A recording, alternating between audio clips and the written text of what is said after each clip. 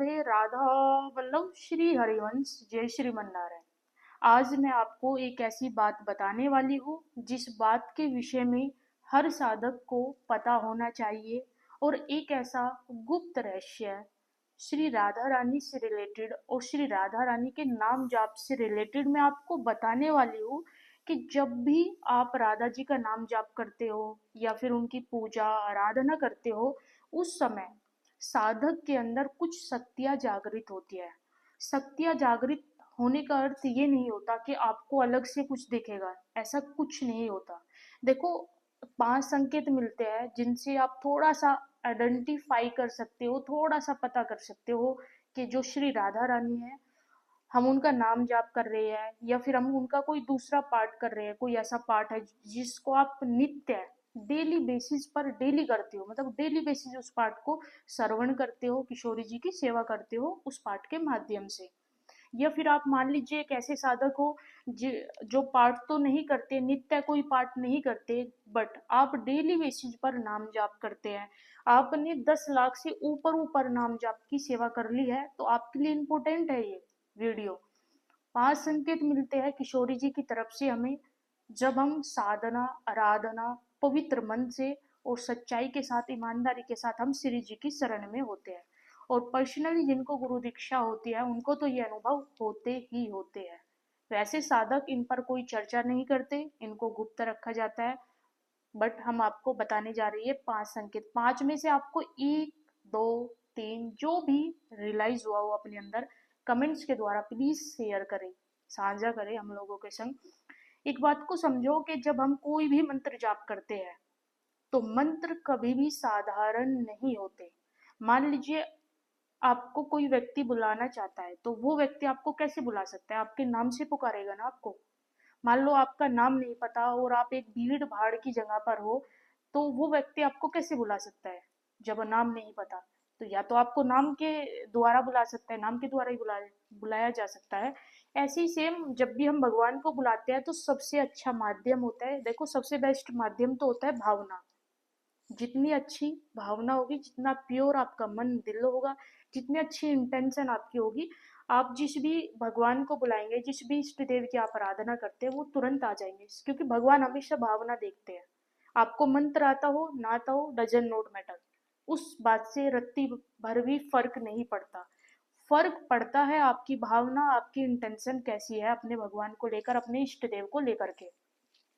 देखो, मैं ऐसे 5 संकेत बताऊंगी जिनसे आपको मालूम हो जाएगा कि भगवान कृष्ण और श्री किशोरी जी की आप पर कृपा है।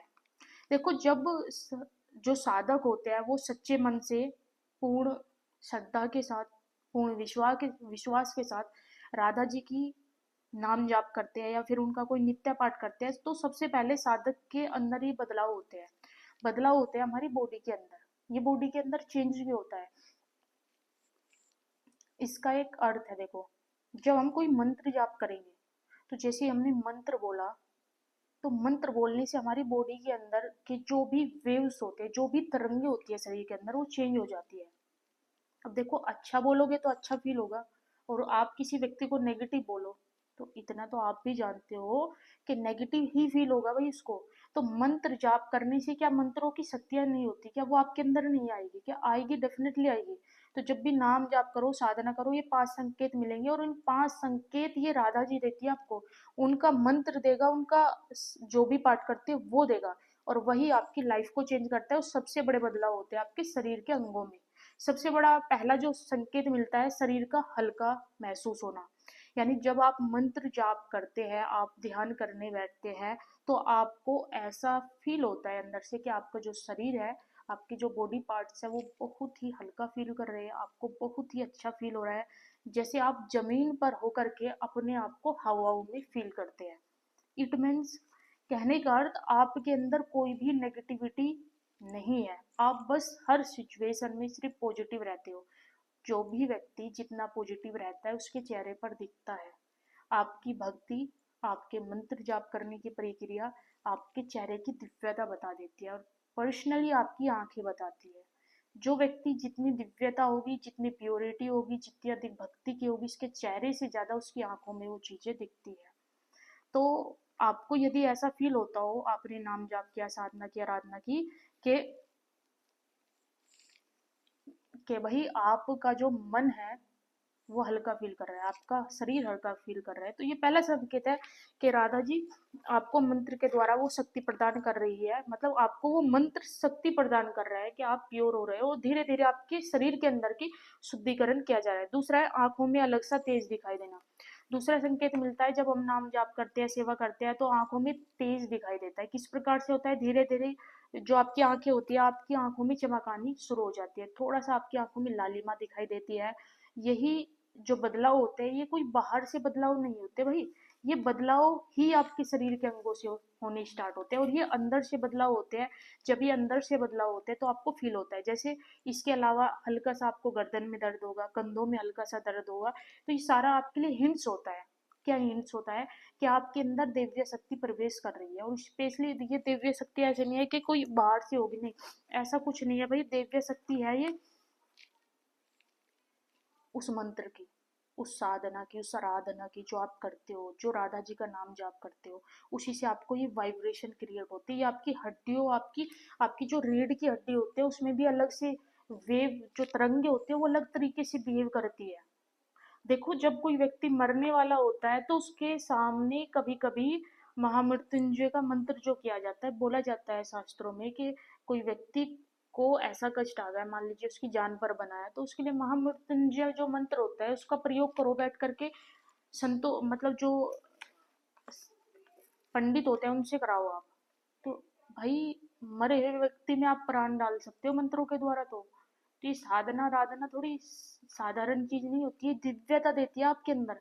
इस बात को मानो। और ये सबसे पहले होता है आपके रीढ़ की हड्डी में परिवर्तन होगा, आपकी आंखों में परिवर्तन होगा, आपके मस्तिष्क में, आपकी गर्दन में, ये धीरे धीरे आपको बहुत हल्का हल्का दर्द फील होगा।